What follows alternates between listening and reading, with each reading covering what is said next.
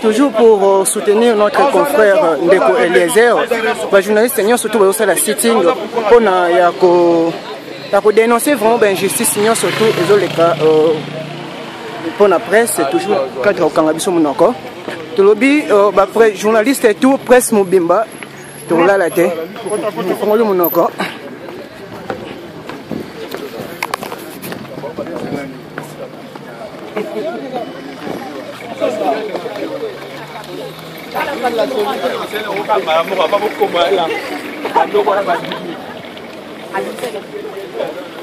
Bonjour.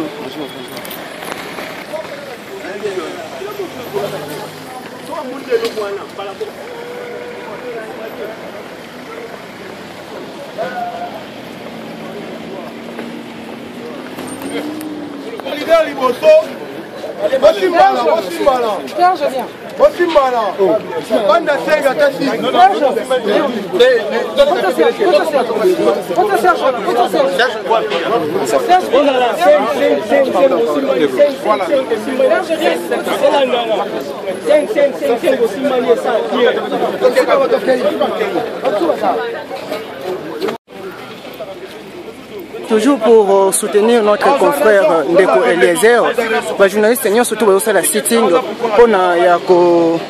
pour dénoncer vraiment l'injustice surtout les cas pour la presse, c'est toujours cadre au Kangabiso Monoko. Tout le bi après journaliste et tout presse Mobimba tout là la tête. Pour le Monoko.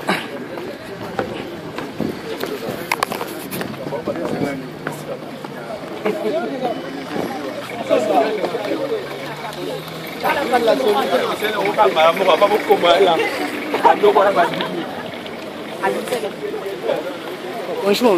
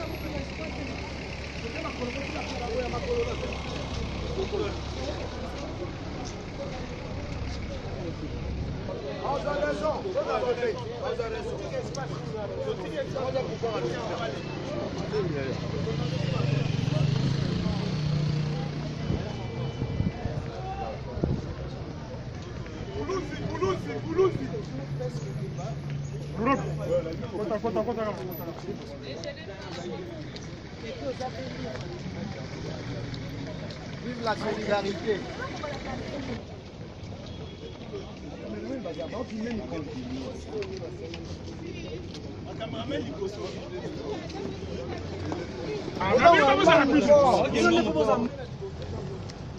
Cameraman va filmer comme Congoté.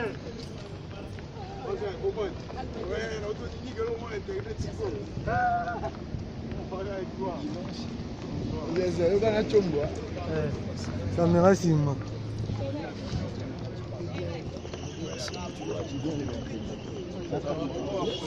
Pourquoi pas mandala là, boss ma bilo à faire.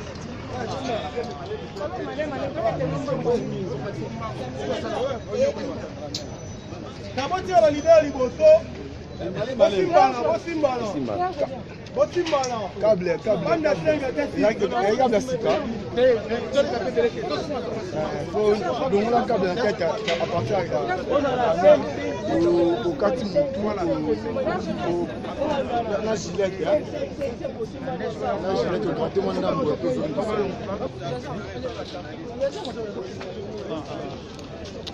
Eliezer,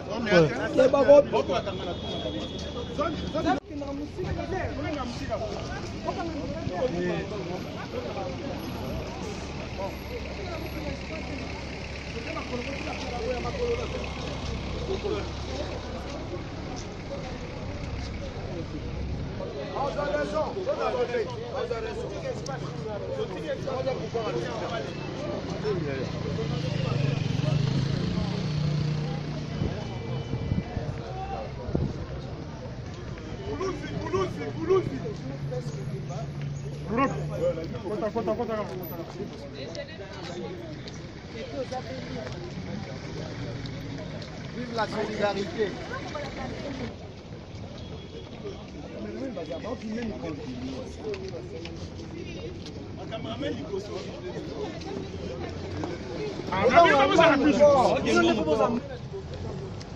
Cameraman basilima mkongo te.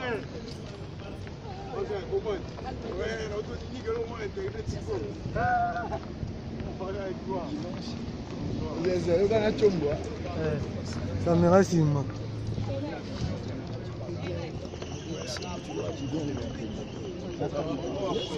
Pourquoi pas mandala là, bon si ma bilan à faire.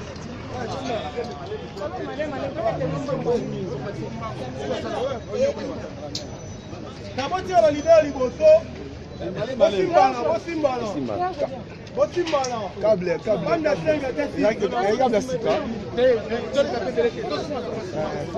Donc là, câble la tête à partir au quartier la gilette. La gilette au grand témoignage.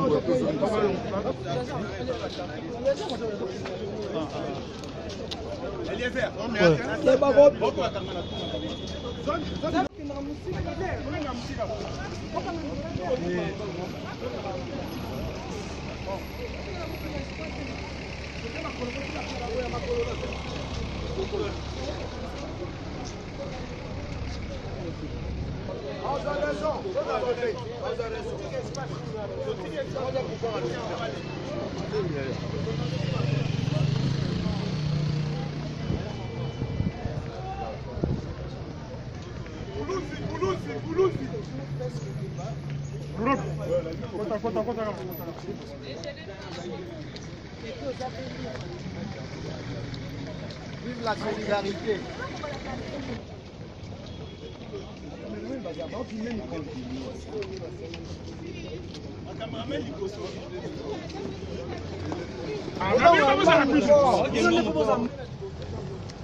Cameraman basilima mkongo te.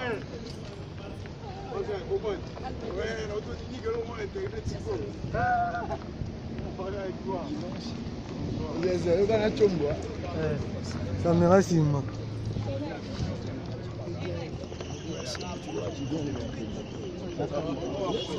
Pourquoi pas mandala là, bon si ma bilan à faire.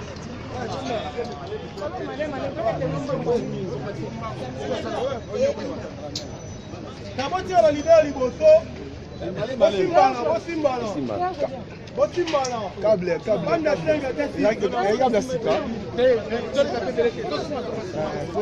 Donc là, câble la tête à partir au quartier la gilette. La gilette au grand témoignage.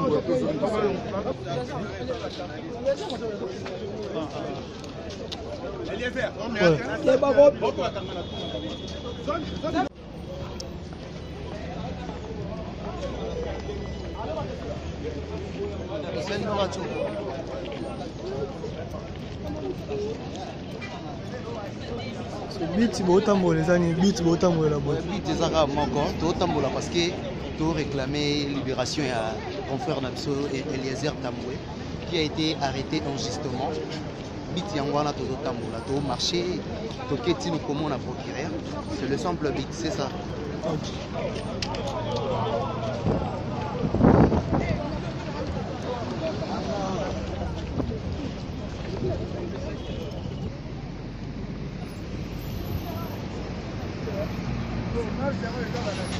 Marine de Relaiser. Marine de Relaiser.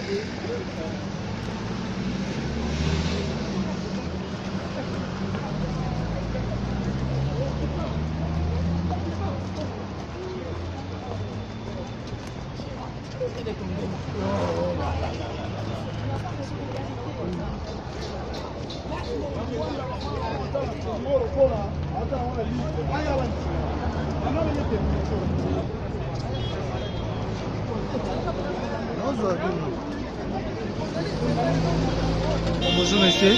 Bonjour. En fait, c'est le vitrine de l'autre la marche.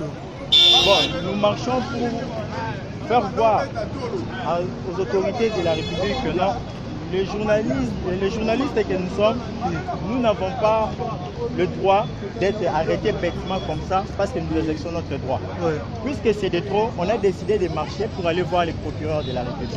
Okay, parce que c'est à chaque fois, nous tombons victimes, à chaque fois qu'on informe, on nous menace, on nous arrête et c'est de trop. Voilà pourquoi nous avons décidé de marcher aujourd'hui jusque chez le procureur de la République. Ok, merci beaucoup.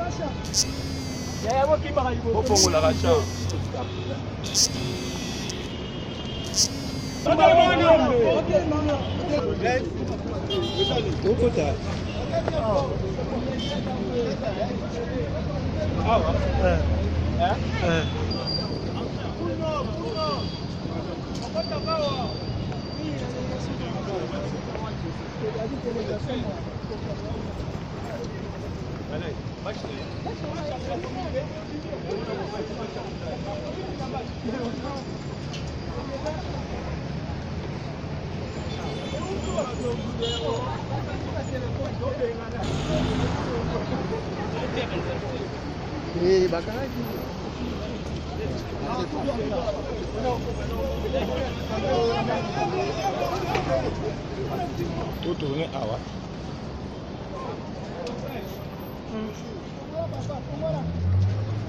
Tout à l'heure.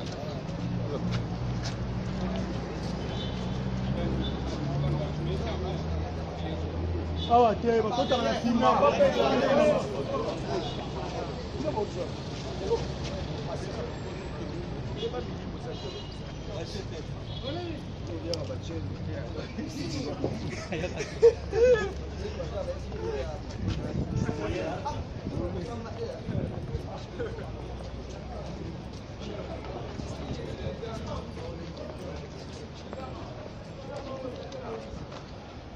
À droite, à droite. Droite. Droite.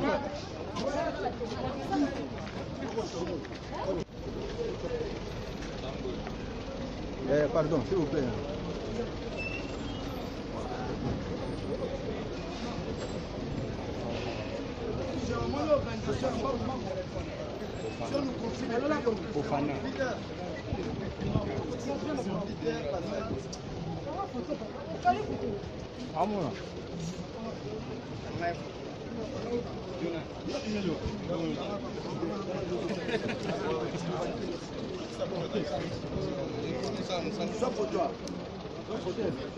Ça c'est une photo de combat. Il y a ceci. Il y a ceci. Nous sommes respectueux du texte. Nous sommes des journalistes et censés donner l'information. Donc on est venu voir le procureur avec le contenu et nous regardons. Dès que nous terminons, nous allons faire part de la suite. Une délégation va rencontrer, puisque nous ne voulons pas entre nous tous chez l'autorité, il s'agit d'une autorité. Une délégation dessinée par Serge Kakongo et Daniel Sapou va entrer. Nous rencontrons l'autorité et nous venons vous faire le compte rendu sur la situation que nous avons. Ok? Donc nous restons tranquilles, nous restons calmes. On est venu civiquement. Et tout ce personnel que vous voyez ici, il s'agit de nos frères, il s'agit de nos policiers, il s'agit de nos militaires, il s'agit de notre justice. Donc, na lingala, toye komona mokonzi, pona kana biso. Oye aza mokonzi ya biso, nyonso. Donc, bino bokotika la awa, délégation vous avez choisi tomoni mokonzi, nde toye kosala bino compte rendu. Biso tokotika la awa, totika la kimia, bandeko nyonso bazali awa eza bandeko na biso. Baza pe pona biso. Ça va. Nakobeta setela likambo moko. Biso tokomona mokonzi. Wazali organe na loi. Bino botikala na losambo. Ikomi makambo esengi nzamba sunga. Amen. Soki baponi oyo te tika libanda nzela po. Baponi okela délégation si. On libère pas espace, botikala biso. S'il vous plaît, papa. Hein? Délégation, on donne combien de personnes? C'est ça, juste 6 personnes. 6 personnes. Pas libérer. On est comme dans la séquence où on peut payer la garage.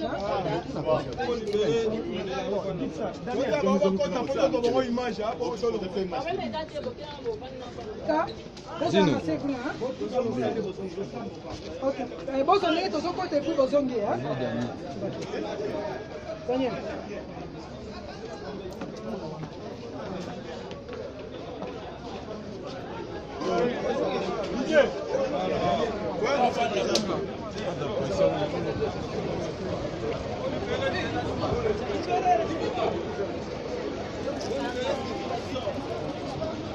Quand on retourne la place, ça peut